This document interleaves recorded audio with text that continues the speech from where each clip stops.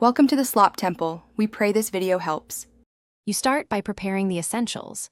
Set the system and alarm volumes to 100% so the signal can be loud.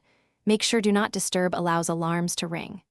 Once done, pick a high-frequency tone or import a short 5-10 second custom clip with clear highs. These cut through noise better. Next, assign that clip to the alarm and perform a quick test at normal room conditions so you can hear how it will perform in real use. Now enhance the output. Install an equalizer or volume booster app and raise mids and highs while watching for distortion. This increases perceived loudness. If possible, route the alarm through an external speaker, pair via Bluetooth, or use a small portable speaker or dock, because external drivers move more air. Also, place the device or speaker uncovered and elevated, directed toward you. Once positioned, run another test to confirm. Finish by creating redundancy.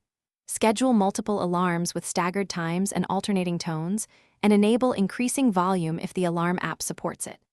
Add vibration and, where useful, a secondary device or smart speaker on the same schedule for layered alerts. If you still don't hear it, make sure to test with factory alarm sounds. This rules out corrupted custom files, and, if required, reset the alarm app or reinstall it to clear misconfigurations. One tip: check Bluetooth battery. Low power can reduce volume. Thanks for watching. Consider subscribing if we helped you.